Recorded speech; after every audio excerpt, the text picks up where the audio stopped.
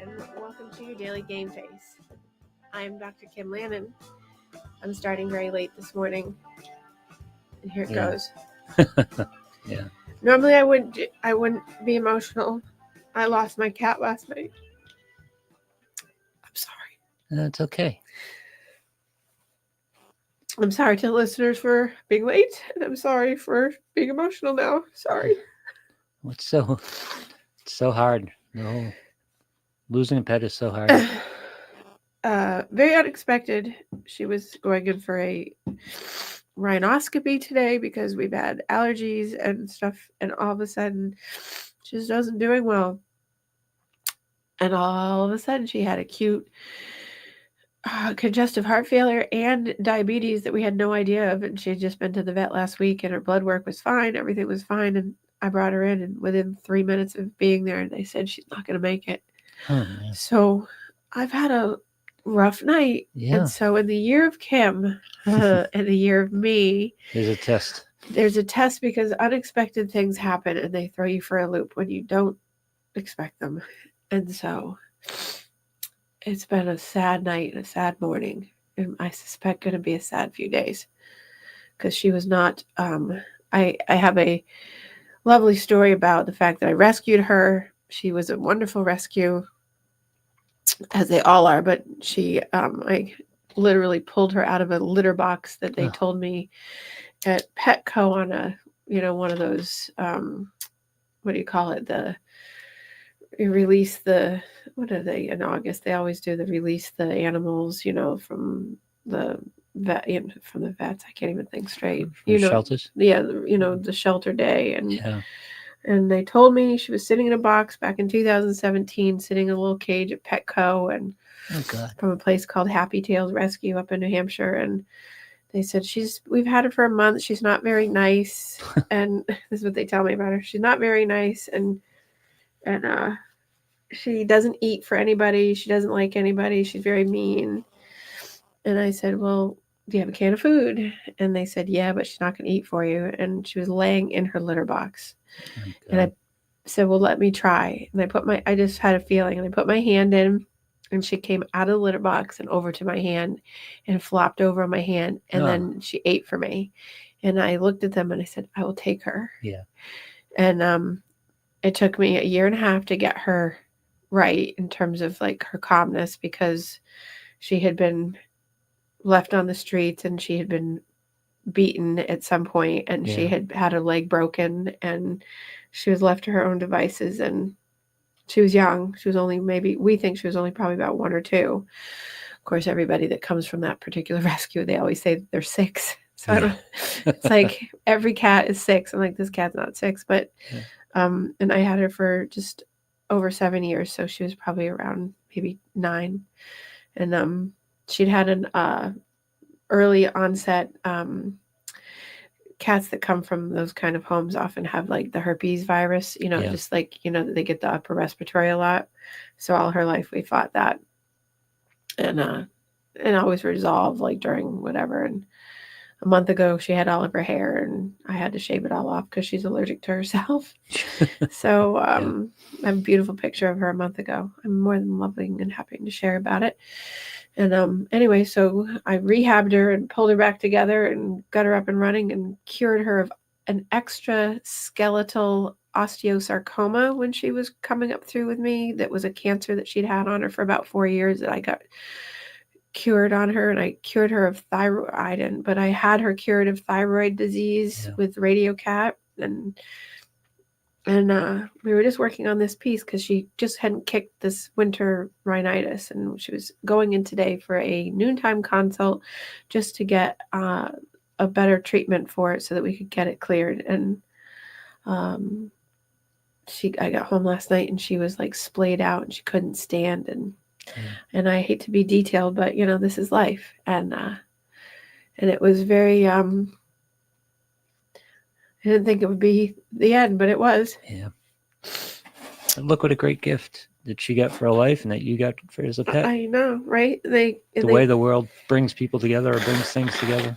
I know. Well, and it was at the time that I had lost Kalila, so I said she was my Kalila center to me. So, she rescued me and I rescued her right back kind of thing, But it's like I was thinking about not doing the show today, but when Mush died in October on Halloween, it was a Tuesday, and I came and did the show, and then I don't think I really told anybody. I think I kind of just went through it, and because that was Did also you? Yeah.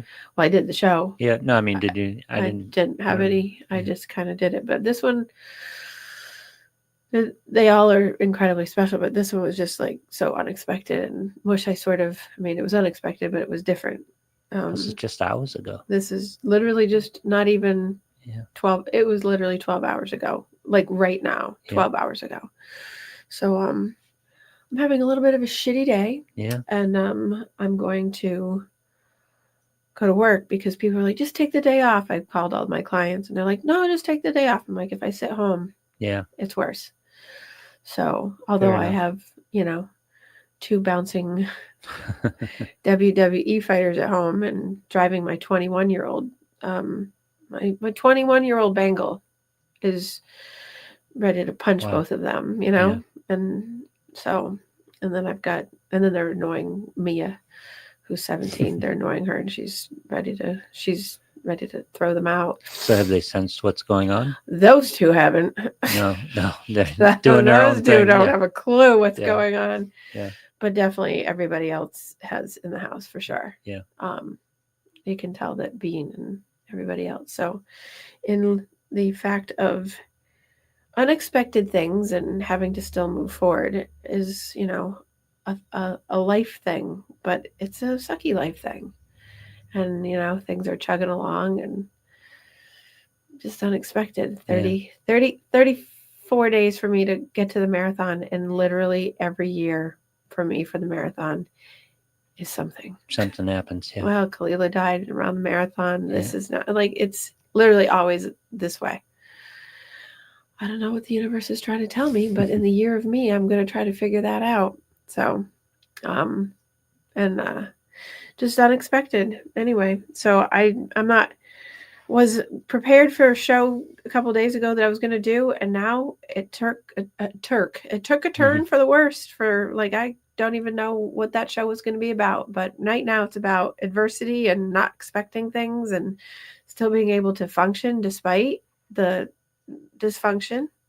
Mary and Heather want to wish you express their empathy. I can't even see that, and I love. Mary says, "Okay, I'm sorry for your loss. Please take care of yourself." Thank you, Mary. Heather says, "We're so sorry. Sophie was a beautiful girl." Yes, thank you. She is. I always keep them in the present moment. Yeah. They were, but they are because I keep them present. Kate checking in. Oh, she loves me. Thank you, Kate. So, anyway. Well, mine, the Aussie, we're going back 12 years. Hasn't spent a day. There hasn't been a day where that dog hasn't been part of my life. Mm-hmm. So. You mean since she passed? Yeah. Yeah. This is what it is. It's every day. Like, and they don't leave. No, I have every morning I have so I have Harley and Jasmine, and then that's from years ago, and then I go through Kalila and then Mush, and but the Harley and Jasmine are much many more years ago, but Kalila is every day, daily, and Mush is every day, daily, and now, unfortunately, oh God. Well, I had 6 for a hot second. Now I'm back to 5. Yeah. And in some levity, I'm sure John will eventually say to me, "Are we going back to 6?" And you're going back to 6. And I'm not. No. Okay, we'll check in on that again. No, because you know what? This is like I said when Mush died, and this is the same thing I said to the lovely doctor last night. Can't remember her name right now for the life of me. I was like, "This is the worst part. Like they can't just have long lives and then just peacefully go in their sleep. Yeah. It doesn't work that way. Yeah, that's a late euthanasia like that, yeah. What do you mean a late? Well, I mean late at night, in the middle of the night and things like that. Yeah. Well, it wasn't that late, but it was 10 o'clock. Yeah, well, yeah. I know, it's still late. I mean, it was 8 o'clock when I raced her there. It's just amplifying the whole emotion of it. Yeah. So it's an interesting choice that you faced and made, that you could not do anything, because I told you, go take a ride, go. Yes. Spend some time. I know. You said go to Dunkin' Donuts. I'm like, I'd rather not go to Dunkin' Donuts. That probably aggravate me. I think that was a wise decision. Something I would face too, spending time with myself or just occupying myself. Right. Yeah. Yeah, I can spend time with myself and occupy myself. So as soon as I get in the car today, I mean, this is what always happens, and it's a psychological phenomenon, is that you get all these reminders. So as soon as I get in the car, my friend Bill, who passed, Kate's dad, there's a song that I have that was Christopher Cross Sailing, and it's very fitting, but it's always, for some reason, it's his sign to me, and I believe in those signs. And so I literally got in the car, turned it on to come here, and that song came on. Wow. And so, and every single time something goes on, or like, I always hear that. So that's him speaking to me in my mind. Yep. And I was like, oh, it's those signs. And then, and then there was a couple other things, and I was like, oh, that's lovely. And then my lovely cousin Heather, who I spent the weekend with, sent me a beautiful thing that said this morning, said, and if when it is all over, I am asked what I did with my life, I want to be able to say that I offered love. Yeah. Which brings us to Bruce's question. Is it really worth the emotional roller coaster? We just had this discussion last week. Yeah. Is it? Because this is going to happen. You know you're going to go through this many times in your life. Well, yeah, especially when I have so many. I think this is to John's point all the time of like, why do we have so many? Because this is what happens. It's not because we have so many. It's because this is what happens. Is it worth it? I think it is. I think it's just really not. It's not worth it in the moments of these. This moment right now, it's not worth it. But when you have them to look back on, it is. It's totally worth it, I think. But the temporary pain, I want to call it temporary pain. But it's just, as acute as it came on, it's acute now. Yeah. And then it does pass. And so I'd rather have the companionship and the love that I get from having them than not. Yeah. But then there is the facing of the, there's these few days as opposed to years of that kind of companionship and relationship. Right. Well, love, all those years of love and those memories for a few days of yuck after. Well, this won't be a few days. This is never a few days, as you know. But yeah, it's just like, wow, sucks. It's a big life suck. That's the pet owner's decision, right? Because you're going to lose them. Well, yes. Yeah. And I always feel like here's a weird little thing, is that I always feel bad for people that get like Great Danes.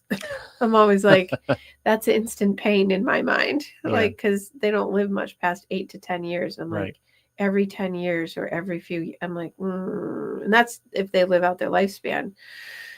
I think that makes it much harder. So many people adopt senior pets, and just because they're almost adopting that experience. Well, and I know people that do adopt on purpose. They do that as a way to help senior pets because they don't get adopted, and they have the emotions, but their emotions are a little different. I mean, I have friends that foster and then take in senior pets and then like to let them live out their best lives. It's more of a caretaker role. And it's a caretaker role. So I think that they have a different mindset, because I definitely watch them go through that stuff. And it's not that it's not sad. It feels like it's sad in a different way. But it's in the contract. It's there from the beginning. Right. Yeah. And then it's also the same thing. I was talking last night with the lovely doctor who still don't know the name of in my head. It begins with a W, and she was German, like a German last name. And she knows what I do for a living. And she said, she looked right at me and she was like, this is not the same when it's your own. You can help everybody else, but when it's your own, it's totally different. And it's true. Like, I could do this all day for someone else and talk about all the things and give everything, but it's very different, It's like talking to veterinarians who go through it. I can do that for them, It's very difficult when your veterinarian last night's crying with you. So we get into a discussion with Jeff, by the way, on his show. Oh, wow. About Money Talks. Well, it was about jobs and how AI was affecting jobs and things like that. And some of the most sought after and veterinary medicine is a huge thing right now. Yes. Because people spend money on their pets, as you know. It's a multi-billion-dollar business. And just so you know, as I can bring some levity to this, the cremation process and all the crap that I can get with it and the amount of money I could spend. This morning I was looking at my options. I was like, oh my God, I could spend $10. Not really. Or I could spend $10,000. Right. Yeah. I'm like, this is insane. Yeah. For that. So, and but the being in veterinary medicine. Yes. Veterinary medicine is these people. I don't know how they do it. And it's very short term. I can tell you. Yeah. Go ahead. You were very short term. No, well, what were you asking specifically? No, it's extremely difficult work, and I imagine turnover is incredible. People get in and out of the veterinary business, I would think. Well, so I can be seriously unscathed for a second if I go into drop down medical mode. The old stats where the dentistry was the highest risk field plus the highest risk of suicide. But veterinary care has now taken over its lead. Veterinarians have the highest rate of suicide and also depression and etc. because of this exact issue I'm going through, because they don't see it once in a while. They see it every day, all the time. I was on the phone this morning with my actual typical everyday vet, right? The one that follows all my babies. Yep. And she and I had about a 20-minute conversation on the fact that, this is one of those things that she's like, I hope I don't have another one of these today. Yeah. She said, this could be a really great day or this could be one of these days. And she goes, it's not starting off so good, because she got there to my message of this. And it's different than human care, because you can be clinical and detached in human care. Different. You become skilled at it, but I mean, you're probably like me, become attached to animals instantly. Yes, it's you very don't different have to have for a people. relationship with them. Yeah. Well, people always say to me, like, how are you so much different, like, with people? Because, like, I can have no problem, like, I go in and do compassion fatigue or hospice care, or even with own family members, I can hold on that for a long time in terms of emotional stuff. My grandmother, the same thing, like my uncle. An animal, totally different. Yeah. Totally different. And including like the ones like if ones at Wildcat Sanctuary passed, Pinga one passed this week. It's and you never really had and I don't have the I don't have the relationship like in terms of companionship to be with them, but I'm bonded to them. Yeah. And so it's still. But you're a vet because you like animals. The animal comes into your shop in distress, and it's like you become instantly attached. There's no detachment there. There's no. Yeah, I could tell that in the vet that worked last night with her. I was like, this is not good. If you're looking like that, and you come in and you're all teary eyed, I'm not like, don't do that to me. Yeah. But yeah, it's a hard. I think it's a hard service, and I mean, you get people that are in hospice care. You get people who are like. Heather works in oncology and sees this all the time, and she has multiple people, go through things, and it's hard, but it's animals are different. Animals are different because, and you've heard me say, and I've done shows where there's been no passing for me, but done shows on grief and loss and compassion, empathy. Mm-hmm. I call it compassion, empathy now. And it's, when you have that is, animals have, there's no bite back. It's an unconditional love. Yep.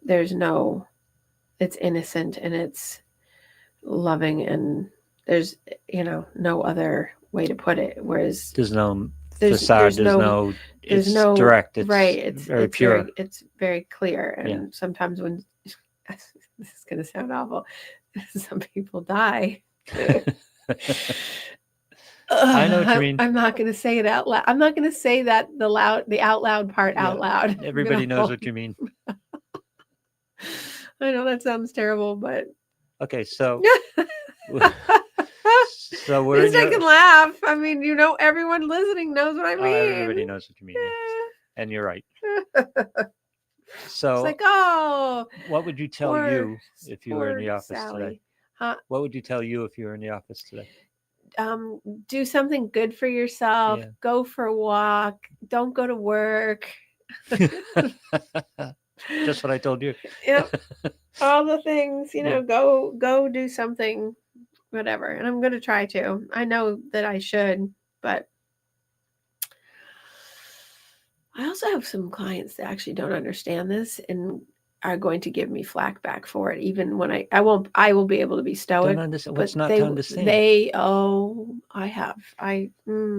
I'm going to have, so this is what's wrong with some people. Here, we get into this.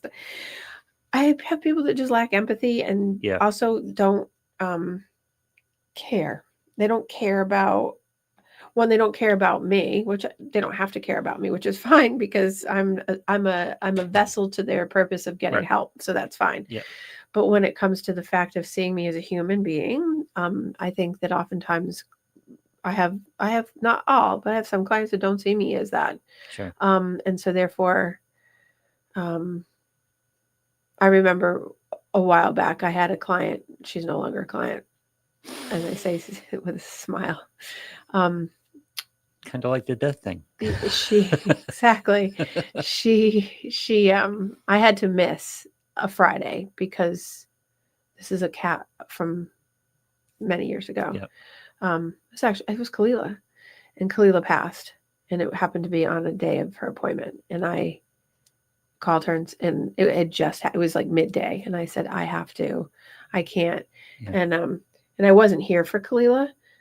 Is a different story, but anyway, and her words to me were, who cares? It's just a cat. And at the time she had a cat and she loved this cat. And I remember when that cat passed and that phrase passed through my head about how cold and like nasty she was to me about that. And I took the high road, of course. And I said that I'm so sorry because she really was hurting.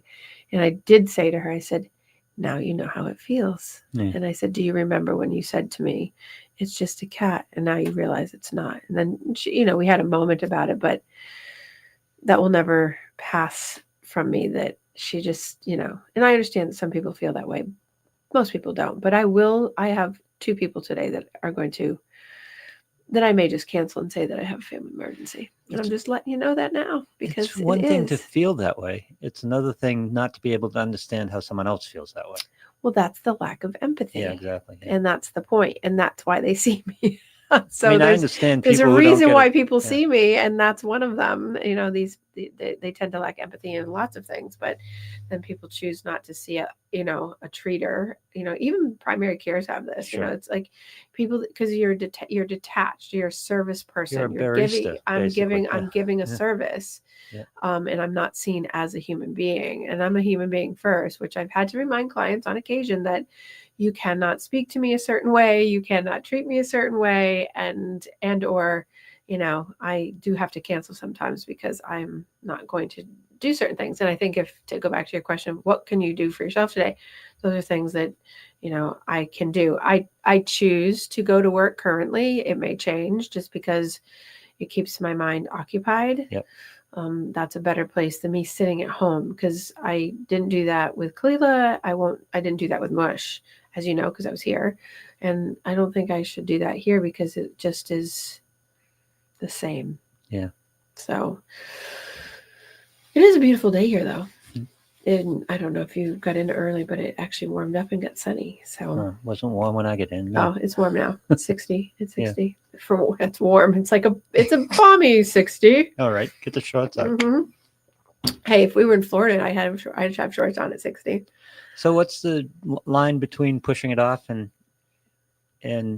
doing what you're doing? What's the healthy line? Because some people just push things off.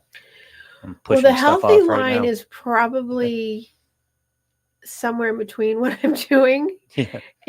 I think I'm doing the healthiest thing, which is I'm talking about it. Obviously, I think being open about it is better. And I think what a better place to be able to be open about something than sharing it on national podcasts. That's open. It's open for everybody to hear it, because I think people bury it and hide it, and that's the worst thing you can do, and I'm not that way. So I think that is good. I also think it's probably good to take a little break, which I won't do, which that's where my downside is, and I should do that. I'll tell myself I'm going to do that, but then I'm going to find something else to do. Like I already have a window of time where I could be doing like just me for like a little year of me thing today, like I told you to do last week. All intentions are there to do that. Now, will that happen?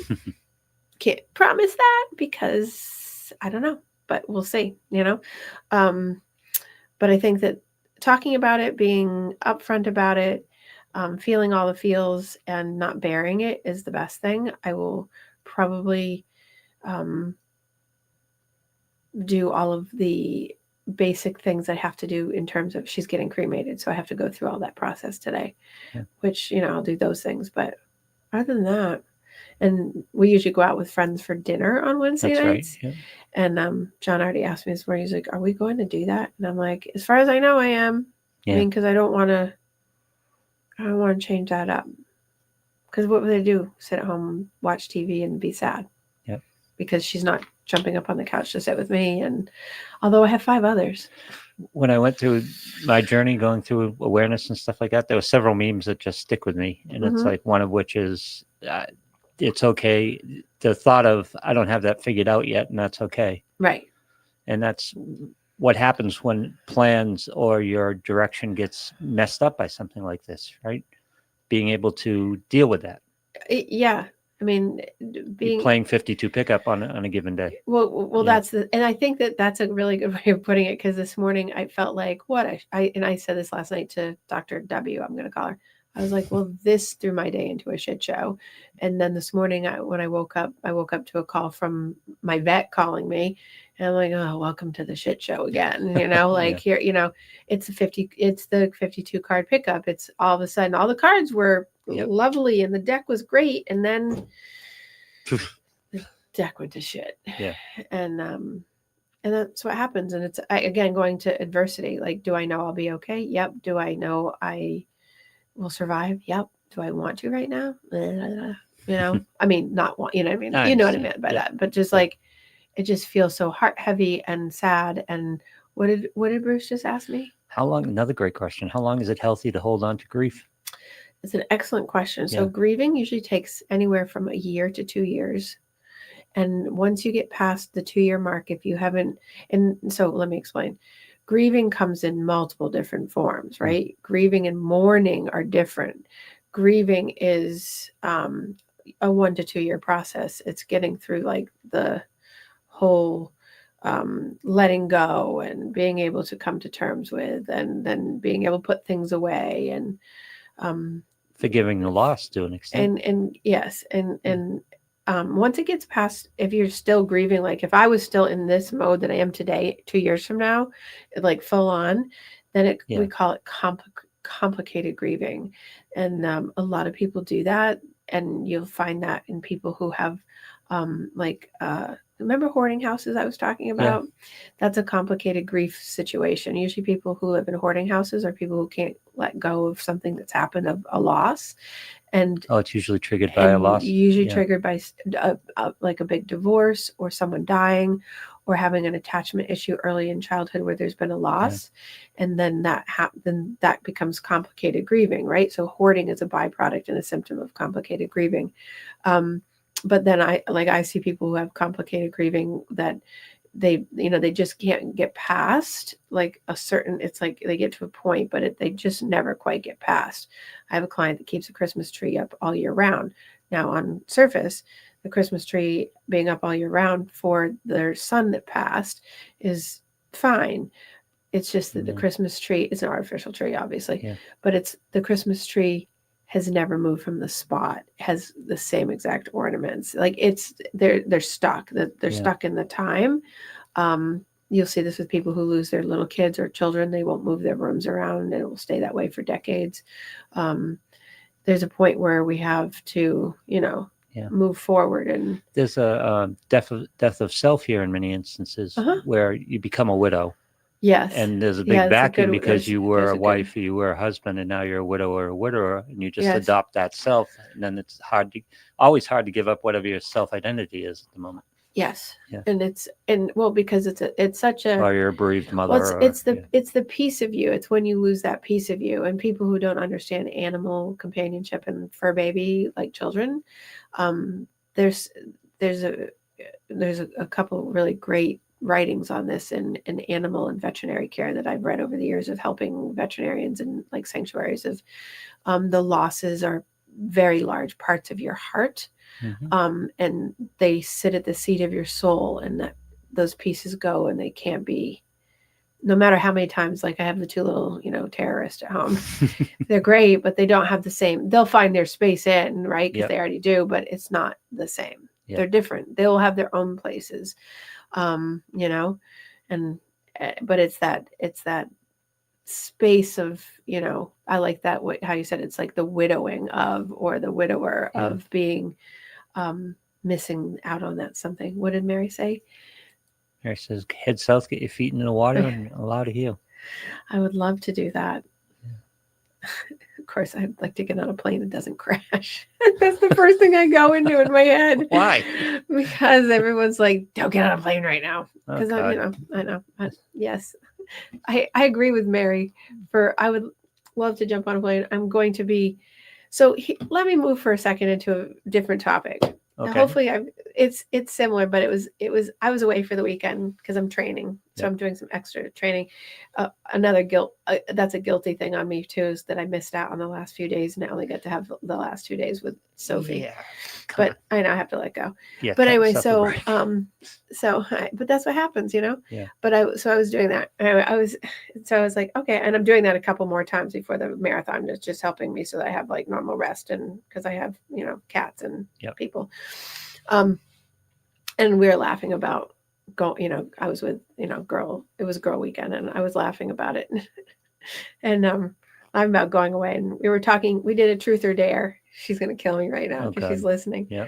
And of course, no one dares anything. We just want to tell truth, and we were laughing, and so we were talking about like things that we've done that are terrible or whatever, and that we feel bad about, sort of.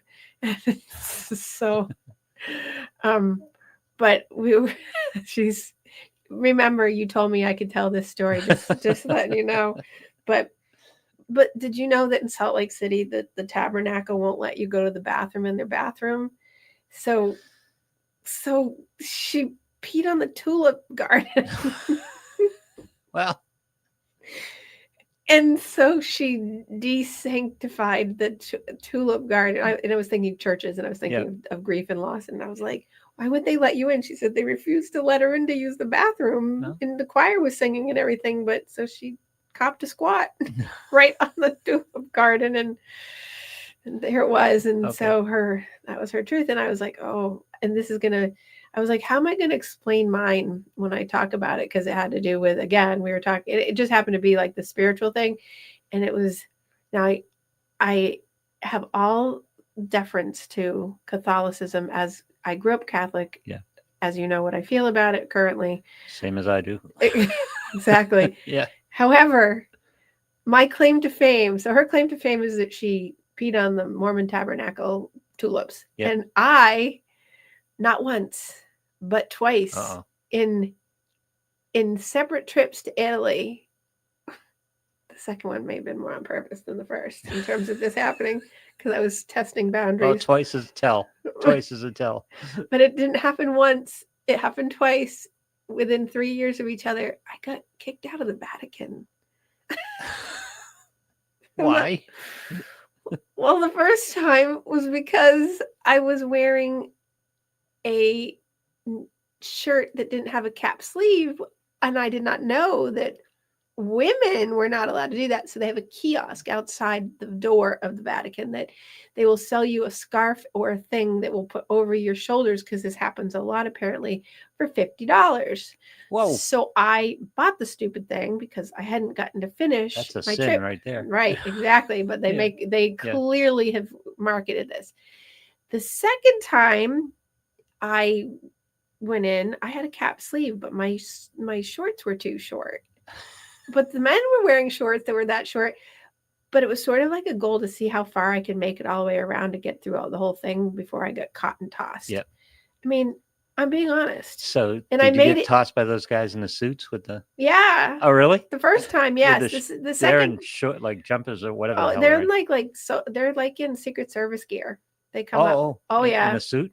Oh yeah. Oh, They come up, but the second time I knew. I thought they were the ornate guards that they have. Oh there. no, they were not ornate. They were just in like they looked like Men in Black from the movie with the glasses. I'm not kidding. I am not kidding. So in my truth telling of the weekend, that probably, I'm probably going to hell now for saying that, but I just wanted to just test it out, but I didn't realize because I had the cap sleeve on. I thought, well, let's see. And I made it 90% of the way through, all the way. I got to see everything, but I was watching, I was dodging and weaving, and I got to see all that I wanted to see because it was really relaxing, but I knew where they were. And then almost right at the very end, they were like, "Excuse me, ma'am." And I was like, "I know." But I didn't go back outside because I knew I was going to get kicked out. Yeah. So, and my mother and father are probably rolling and they're not even in the graves yet because they didn't know that they are, well, my dad's a deacon in a church, in a Catholic church. But I mean, I didn't do it to be disrespectful. I'm sorry. That's a T-shirt. If I've been kicked out of the Vatican twice. That's the back. Oh yeah, there we get there, Bruce. The Swiss guard. That's what I was trying to think. Yeah, of. I didn't know the Swiss. Some guy in a Swiss guard with the curl, with the elf shoes and the. No Swiss guards on that one. It was two guys, and they were everywhere in the building, like all over the Vatican. They're all. So what's the guideline for shorts? Well, if you're a man, there are no guidelines for anything. Literally, there are no guidelines. At least when I was there. They'll let men in with sandals. I shouldn't be allowed anyway. I was in sandals. Well, I know, but I was in sandals. Yeah. I'm sure that they do, but the male guideline was nothing. Yeah. I mean, I would imagine you can't wear a Speedo, but I didn't see anybody wearing a Speedo. But I saw people. Old Orchard Beach. But yeah, well, that's different. It's not quite the same as the Vatican, or the Tabernacle in Salt Lake City. Yeah. Fair enough. But I know that men could wear tank tops and they could wear shorts. Women were not allowed to wear anything but cap sleeves, and your shorts had to be down to right above your knee. Yeah. And my shorts were like mid thigh. Who's got shorts down to the knee? Besides 65-year-old women, right? Yeah. And I wouldn't even know where to buy, which is part of the thing. Is like I don't have. I'm talking 65-year-old women in 1965, right? Exactly, right, exactly. And it was the dead of summer. I was there for like 3 or 4 weeks, and I was there for like forever, and it was hot. Yeah, and I wasn't going to wear pants because it was 90 degrees, and they don't air condition where I was in the Vatican. Yeah. There's no air conditioning, So there's my claim to fame. So my grief today is turned to me ratting myself out for getting kicked out of the Vatican twice. That's not the worst of it, though. The worst of it is they have a scarf stand for $50. The scarf, the first time and getting to have to buy the scarf for $50 ticked me off. Does it have like the Vatican on it and signed by the Pope? It has Rome all over it, and then it has pictures of like the Colosseum. It's a marketing tool. And they had other things too that they had a sweater, they had an umbrella, hoodie. Can I get a Vatican hoodie? No, there were no. So I would have bought a T-shirt. There were no T-shirts. It was these very expensive items that were directly at the door, so they knew I was going to be one of millions of people getting kicked out that day. Yeah, how much money do they make on that? Well, this is my point, and they have it at each door. So wherever and as I walked in, no one said, "Excuse me, ma'am, you're going to need to put on a cap sleeve." They let me get in there and let it go for a while before they escorted me out. So, hey, I've never had any other big things happen, but that's as Catholic Church as it gets. That one is, yep. That's my concept of the Catholic Church right there. What, getting kicked out for? No, it's just, well, I've been on air for 30 years. The most I ever got in trouble for, I said God's biggest problem is the Catholic Church and the Bible. Yes, like, Catholic Church is a man-made thing. Yes, it is. Well, religion. So that's a whole other psychological topic in the year of me. I feel free to talk about Catholicism because I was raised Catholic. Right. I don't like talking about other religions because what do I know about other religions? Well, I think in general, when we talk psychologically about religion, it's man-made in terms of the, yes. The Catholic Church is a power grab. It's control, and it's men controlling men. It's men controlling women. Men controlling women too. Yeah. But if we went into a whole psychological thing, it's a difference between faith and having faith in something greater than yourself is very different than walking into a building and exactly and getting kicked out for wearing a non-cap sleeve. Yeah. I'm finding levity in my day, though. My God's going to be upset if you don't tithe. Or if I'm wearing shorts that are not down to my knees. Yeah, exactly. Or I went to Catholic school and I had to wear knee socks. By the way, the worst things in the world. And I don't think God cares if I wore knee socks, or Jesus cares if I wore knee socks or not. Do you think so? Gotta have a plaid skirt. I had two plaid skirts, a blazer, a stupid tie. God will be very upset if you don't wear plaid. And a white shirt. Yeah. I know. Yeah. Right? But anyway, we went from the death of my cat to outing myself, outing my Catholic, right? friend for copping a squat on the tulips at the tabernacle. Yeah, that's something we have to examine. And at least in my head. But she gave you permission to tell the story. She did give me permission. Okay. We were playing Truth or Dare, and we were truthing. And when she told me her story, I burst out laughing, going, "I can beat you on this one." Oh no, you don't have a beat. You don't think so? No, God. Copping a squat just because you were wearing a shorts. Getting kicked out of the Vatican. Well, yeah. Getting kicked out of the Vatican, you don't think is worse than copping a squat on the tulips in front of the tabernacle? Not based on why you got kicked out, no. Oh, well, I guess I just felt Catholic guilt for it then, because I felt guilty. I felt ashamed that I was like, oh my God, my parents are going to be so mad at me, and then I got over it.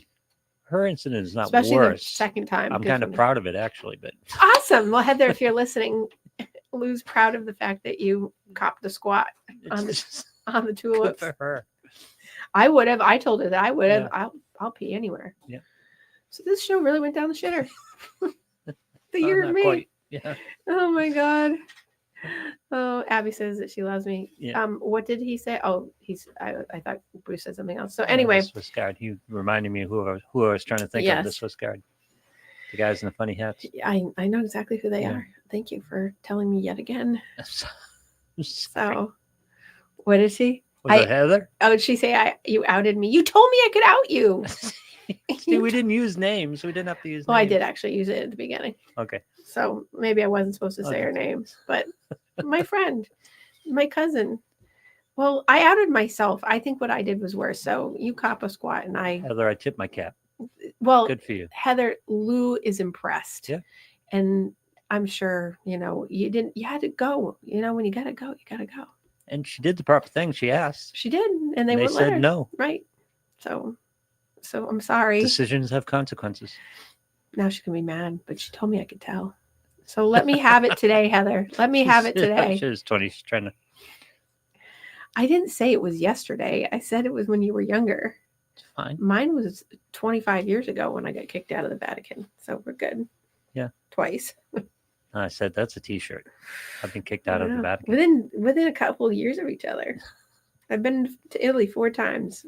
Did you go to the Vatican all 4 times? No. Oh, okay. Only the 2. So you're 2 for 2? Getting kicked out of the I'm Vatican? not going back to the Vatican. I'm done.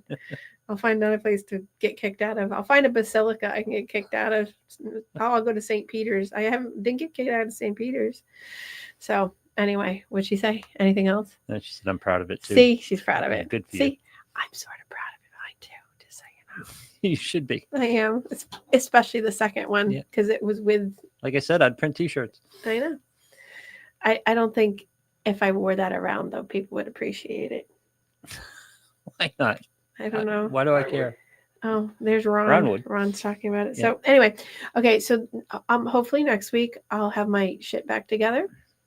And I appreciate everybody's love and kindness and care and thinking of me today and Sophie. And because as soon as we drop off the air, I'm probably going to have tears come back. Go right back into here it. we go right Yeah, back it's going to into be a it. few days to that. And it's going to be a rough one. So, it's just watering the flowers full of nutrients. She was gardening. Yes, she was gardening. Heather, you were gardening. That's what we should have thought of this weekend, is that you were gardening. Oh my God. Yes. I tended the Basilica's garden. No, the tabernacle. Oh, the tabernacle. I'm sorry. She was at the tabernacle. So, oh well, life is fun. Anyway, you guys, I appreciate all the love and yeah, we're all with you. And before we go, if you're actually watching, this is don't you dare play the music like we're on. You know what? I'm sorry, it sounded like you were closing. We are, but if you can see it, there's a picture of my little love monkey that was her a month ago. You would never know. A month ago. She looks angry. She's not. No, will you stop? Yeah, I'll look angry. You are a cat hater. I'm not a cat hater. I have two. Can you just say something nice about her? She's beautiful. Thank you. Yeah. Don't be a stooge. So, all right. And so this is Sophie a month ago, and not the Sophie of yesterday. So, anyway, that's gonna make me cry. So, everyone, thanks for listening. I'm out. Have a great week.